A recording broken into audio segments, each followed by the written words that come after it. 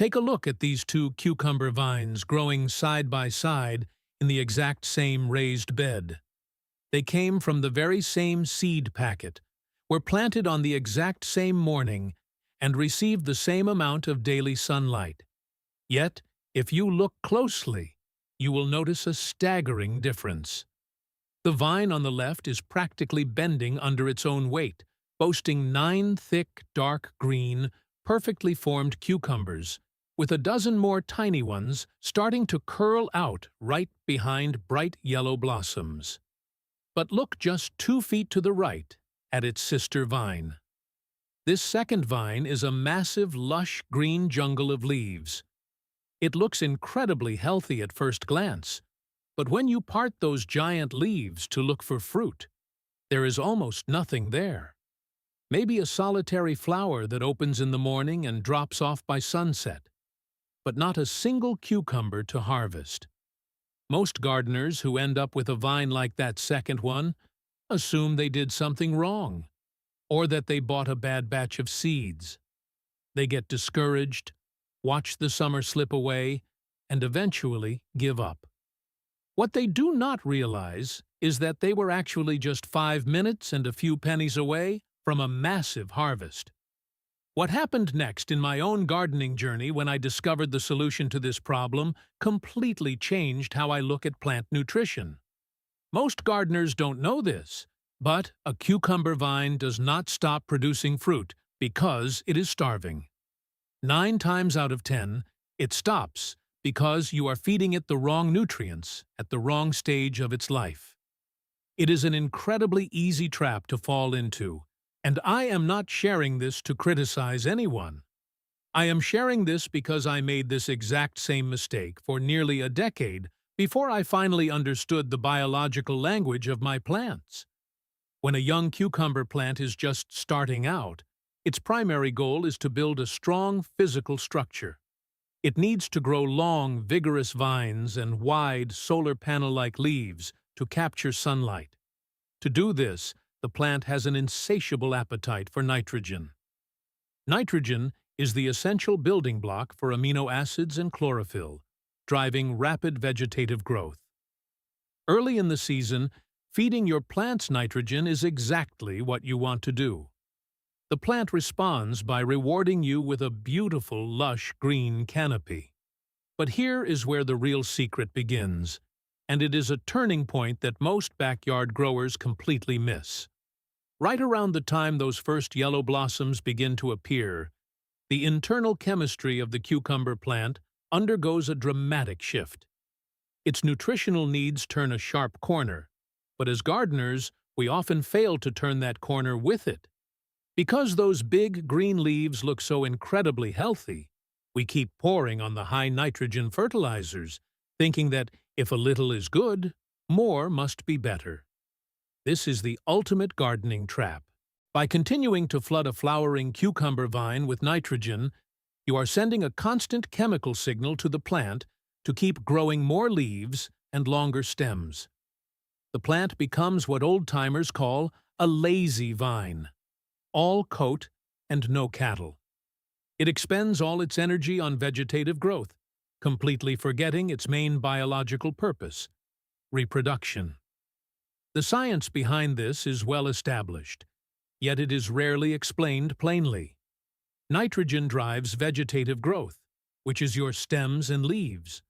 Potassium, on the other hand, is the element that drives flowering, fruit set, sugar translocation, and the overall size and flavor of your harvest.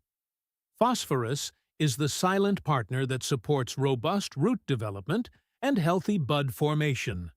To put it in perspective, a young cucumber plant early in the season eats like a growing teenager trying to build muscle. But a cucumber vine in full bloom eats like a mother nursing her young. It is a completely different kind of hunger. When you see a vine with dark green leaves and endless running stems, but the flowers keep falling off and no fruit is swelling, your plant is not sick. It is simply overfed on the wrong nutrient and starved of the one thing it needs to make fruit. There is a second, hidden issue that makes this problem even worse, and when I first learned about it, it completely surprised me. Cucumbers have incredibly sensitive root systems, particularly when it comes to salt levels in the soil. Every time you apply a heavy dose of synthetic, highly soluble chemical fertilizer, you are leaving behind a microscopic layer of mineral salts in the root zone. Over time, these salts build up in the soil, creating a high salinity environment that quietly dehydrates and burns the tender root hairs of your plants. When a plant experiences this kind of root stress, its natural defense mechanism is to abort its flowers and fruit to save its own life. So, the very action we instinctively take when we see no fruit, feeding the plant even harder with synthetic boosters, is actually the very thing that is choking out our harvest. My grandfather had a wonderful way of describing this kind of well-intentioned mistake. He would tap the side of his head, look at my over-fertilized garden beds, and say, "You are watering the weeds to kill them." I think of those words every single time I find myself reaching for a quick-fix chemical bottle at the garden center. The goal of a truly successful grower is not to feed the plant harder. The goal is to feed smarter, gentler, and to wake up the biological life within the soil so the plant can easily access the nutrients that are already there.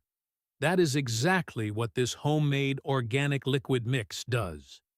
It is not a synthetic chemical cocktail. It is a natural catalyst made from simple, everyday ingredients that works in harmony with the soil food web to trigger an explosion of sweet, crisp cucumbers. Before we mix this organic blend together, we must lay the proper foundation. No liquid fertilizer in the world can rescue a plant growing in dead, compacted dirt.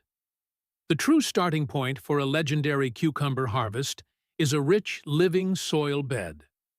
Working a couple of inches of high-quality, finished organic compost into the top layer of your soil before planting does more long-term good than any liquid feed you could ever pour. Compost provides a slow-release, perfectly balanced meal, but more importantly, it introduces billions of beneficial soil microbes and creates a loose, crumbly soil structure that holds moisture without suffocating the roots. If you set your cucumber plants into rich, living soil, more than half of your work is already done before the first true leaf ever opens. The liquid mix we are about to make is not a substitute for good soil. It is a targeted, high-potency boost designed to support the plant during its most demanding phase of life. Here is where the real secret begins. Almost every ingredient we need for this recipe is likely sitting within 10 feet of where you make your morning coffee. And a full gallon of this powerful mix costs less than a single cup of tea. The base of our mix is 1 gallon of water, but it must be water that has had the chlorine and chloramines completely removed. This is a step that many people skip, yet it is absolutely critical to the success of the formula. Municipal tap water is treated with chlorine specifically to kill bacteria and pathogens. However, the primary goal of our homemade mix is to feed and multiply the beneficial microbes in your soil. If you pour chlorinated tap water directly into an active microbial brew, it is like lighting a candle in a windstorm. You are instantly killing the very life you are trying to cultivate. To avoid this, I always prefer to use fresh rainwater harvested from my clean rain barrels. If you do not have access to rainwater, simply fill a clean 5-gallon bucket with tap water and let it sit uncovered in the sun for 24 hours. The chlorine gas will naturally dissipate into the air. Once your water is dechlorinated, make sure it is warmed to roughly the temperature of a baby's bath water. Comfortable when tested on the inside of your wrist. Warm water dissolves our ingredients much more thoroughly, and more importantly, it wakes up the dormant soil microbes much faster than ice-cold well water. The first ingredient to go into our warm gallon of water is 2 tablespoons of unsulfured molasses. We are not adding this to feed the plant directly. We are adding it to feed the microscopic life in the soil. Molasses is a thick, mineral-rich byproduct of the sugar refining process. It is packed with simple sugars, carbohydrates, iron, calcium, and magnesium in a highly bioavailable form that soil bacteria can easily consume. When you pour molasses into the soil, you are essentially throwing a massive feast for the billions of microbes living around the root zone. As these microbes feed and multiply, they release organic acids that unlock the tightly bound minerals already present in your soil, converting them into a liquid form that the cucumber roots can easily drink. Always use unsulfured molasses, with blackstrap molasses being the gold standard due to its incredibly high mineral content. Be careful not to exceed 2 tablespoons per gallon. Too much sugar can inadvertently feed harmful pathogens or attract unwanted pests like ants. Now, we add the key ingredient that transforms this mix from a general soil tonic into a high-powered fruiting formula: potassium. My absolute favorite, time-tested source of natural potassium is clean wood ash collected from an untreated hardwood fire. 1 level tablespoon of wood ash per gallon of water is all you need. Wood ash is an incredible source of highly soluble potassium, calcium, and a wide array of essential trace minerals that plants need to build strong cell walls and sweet, crisp fruit.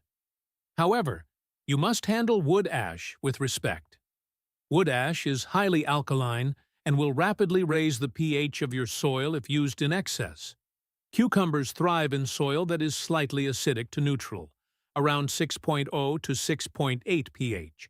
A single level tablespoon of ash per gallon gently nudges the soil toward this sweet spot, but a heavy hand will make the soil too alkaline, locking up essential nutrients and making them completely unavailable to the plant. If you do not have access to clean wood ash, a fantastic alternative is a concentrated tea made from comfrey leaves.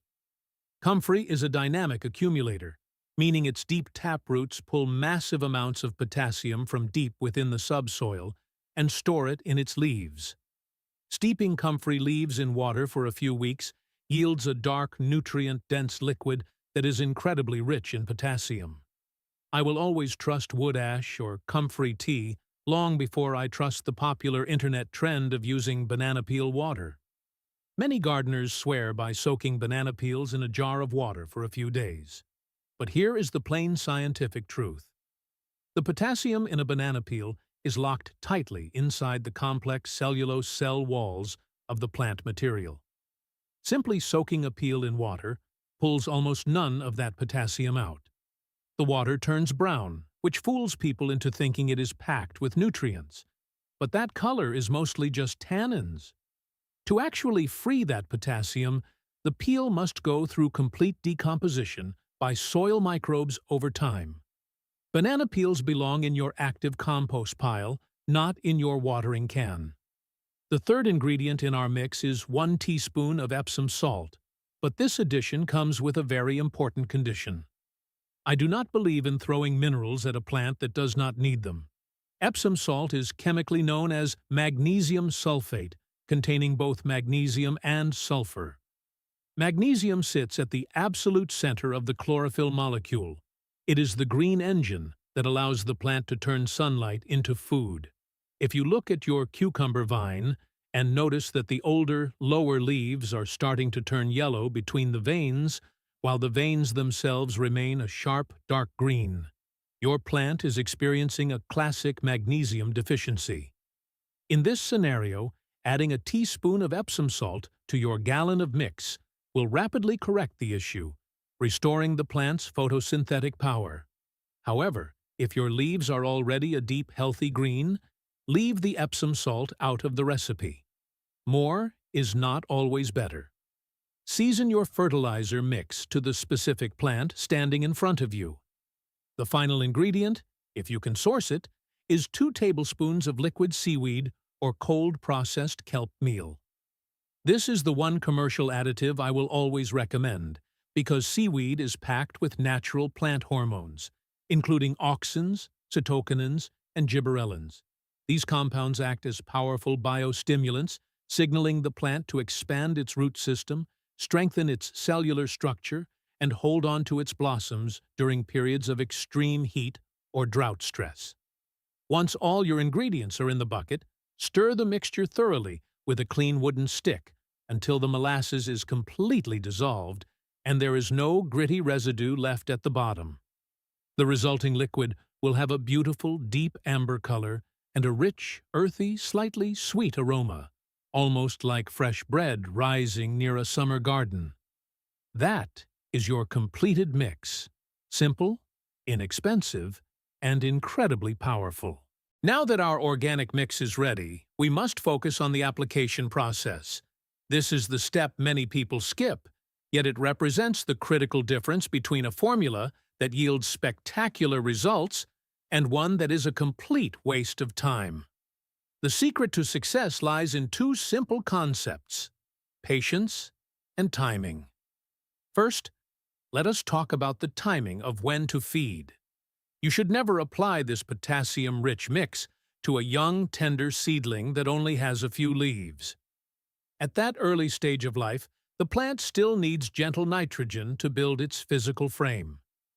If you introduce a high-potassium fruiting mix too early, you will force fruiting hormones onto a plant that does not have the physical structure or root system necessary to support a heavy crop of cucumbers. This mix truly earns its keep the exact moment you spot those very first yellow blossoms opening on your vines. From that day forward, apply the mix once every 10 to 14 days throughout the entire fruiting season. If you are growing your cucumbers in containers, which drain much faster and lose their nutrients far more quickly than open garden beds, you can lean toward a tighter schedule of feeding once every 10 days. By waiting until the flowering stage, you are perfectly matching the delivery of the meal to the natural appetite of the plant. The second part of the application process is a golden rule that I learned the hard way after ruining an entire flat of prize-winning seedlings early in my gardening journey. Never, under any circumstances, pour this nutrient-dense mix onto bone-dry soil. When the soil around a plant's roots is completely dry, the beneficial soil microbes shrink back and go dormant, and the plant's root hairs become highly vulnerable to osmotic shock. If you pour a concentrated nutrient solution directly onto dry dirt, the dry soil acts like a sponge, pulling water away from the root cells and driving the concentrated minerals directly into the dry roots, causing instant root burn and severe wilting. To prevent this, always prehydrate your plants. Water the soil thoroughly with plain, clean water first until the ground is dark and evenly moist. Wait about 10 minutes to allow the water to soak deep into the root zone, waking up the microbes and allowing the root hairs to safely expand. Only then should you pour your homemade nutrient mix. By doing this, the roots receive the nutrients as a gentle, natural arrival at a table that has already been set for them, rather than a sudden, shocking flood at the door. When you are ready to pour, do so slowly and mindfully. Pour the liquid in a wide circle about a hand's width away from the main stem of the vine, rather than directly against the base of the plant. The base of a cucumber stem is highly susceptible to fungal pathogens, and keeping it constantly wet invites stem rot and damping off diseases. Furthermore, keep the liquid off the leaves of the plant. While some foliar feeding can be beneficial, applying a mix containing molasses to the leaves in the heat of the day can create a sticky residue that invites fungal spores or attracts pests. The ideal time to apply this feed is in the cool, quiet hours of the early morning, while the soil is still damp with dew and the plant is just waking up, or in the soft light of the late evening. Never apply it in the baking heat of the midday sun when the plant is actively transpiring and holding its breath against the heat. As a general rule of thumb, apply about half a cup of the mix for a younger plant that is just beginning to flower, and a full cup for a massive, mature vine sprawling across the garden. On the days between your feeding schedule, water your plants with plain, clean water. Do not turn every single watering session into a feeding session. The soil needs regular flushes of clean water to rinse out any minor salt accumulations and maintain a healthy, balanced environment for those highly sensitive cucumber roots. What happened next when I began combining this organic feeding regimen with a few simple, hands-on gardening practices completely blew me away. I quickly realized that even the most perfect nutrient mix in the world cannot produce a single cucumber without proper pollination. This is where more backyard harvests are lost than to any fertilizer mistake. Cucumbers are monoecious, meaning a single vine produces two distinct types of flowers. The male flowers always appear first, growing in small clusters on thin, delicate stems. Their sole job is to produce pollen. A week or two later, the female flowers begin to open. You can easily spot a female flower because directly behind the yellow petals sits a perfectly formed miniature cucumber ovary, just waiting to be fertilized. That tiny cucumber will only grow into a crisp, full-sized fruit if a bee, a pollinator, or your own hand transfers the pollen from the center of a male flower to the center of the female bloom. If that transfer does not happen, the tiny cucumber will stop growing, turn yellow, shrivel up, and drop off the vine within a few days. Gardeners often stand there completely baffled, blaming their soil or their fertilizer, when the truth is simply that the flowers were never introduced to one another. If your garden is lacking in native bees due to recent rains, extreme heat, or pesticide use in the neighborhood, you can easily do the work of the pollinators yourself. Early in the morning, when the pollen is fresh and viable, gently snip a fully open male flower from the vine. Carefully peel back its yellow petals to expose the pollen-covered anther in the center. Then, use it like a tiny, natural paintbrush to gently dab the pollen onto the center of every open female flower. To make your life even easier, plant a vibrant border of marigolds, zinnias, or sweet alyssum right alongside your cucumbers. These colorful flowers act as natural neon signs, drawing in local bees to do the pollination work for you day after day. Another quiet thief of a great harvest is uneven watering, and this is a biological mechanism that most gardeners have never heard of. A fresh cucumber is composed of more than 90% water. When a cucumber vine goes thirsty, even for a single afternoon, it does not just wilt. The plant experiences a deep physiological stress, and in response, it releases a specific stress hormone. This hormone triggers the production of a highly bitter organic compound called cucurbitacin.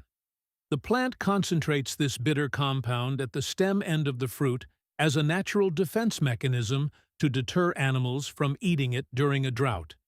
Here is the frustrating part.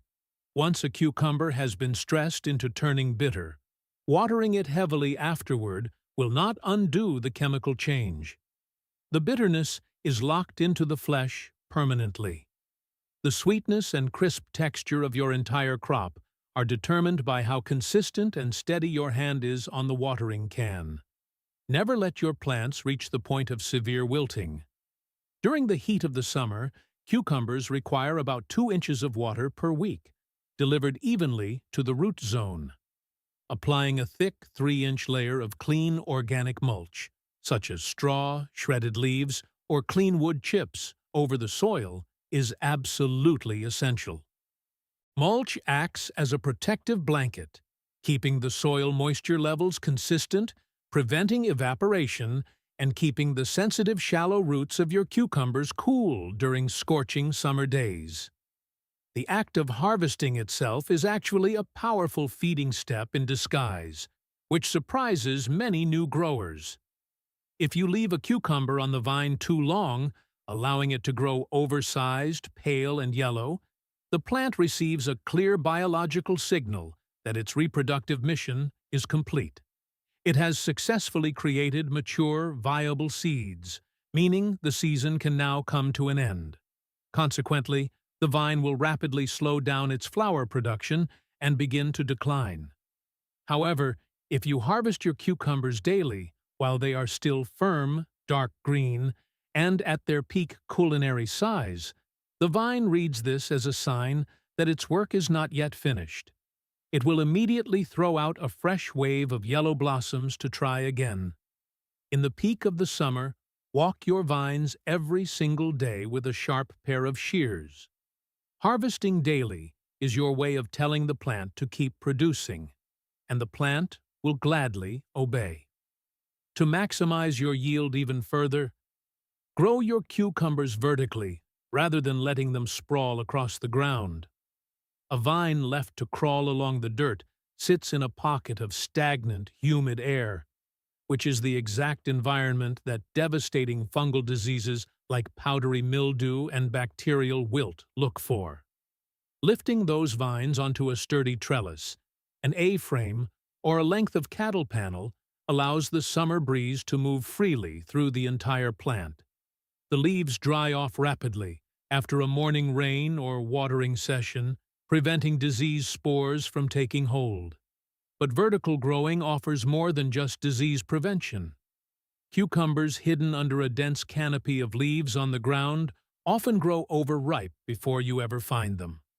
When grown vertically, every single cucumber hangs straight down, clean, perfectly shaped, and completely visible, making it incredibly easy to harvest them at their absolute peak. The results of this holistic approach will become visible just days after you begin. Within the first 10 days of applying your homemade mix, you will notice the new growth on your vines turning a deeper, richer green, with the vines reaching upward with renewed vigor. By week 3, the number of yellow blossoms will increase dramatically, and you will see almost every female flower successfully setting fruit. By week 4, you will likely find yourself harvesting more crisp, sweet cucumbers than your family can keep up with. You do not need to spend a fortune on plastic bottles of synthetic fertilizers at the big box stores. Everything your plants truly need can be answered with a gallon of clean water, a spoonful of molasses, a sprinkle of wood ash, and a steady, caring hand. Now, I would love to hear from you. Please share in the comments below where you are growing your garden this year and what specific varieties of cucumbers you swear by, whether you love the classic picklers, the long English varieties, or the compact bush types on your patio. If you have a time-tested gardening secret passed down through your own family, please share that as well. I read through your comments late at night, and I learned just as much from your experiences as you do from mine. If you found value in these time-tested methods, please take a moment to like this video, subscribe to the channel, and share it with a fellow gardener. Now, go out to your garden, stand with your plants in the quiet of the morning, water them true, wake up your soil, and let nature do the rest.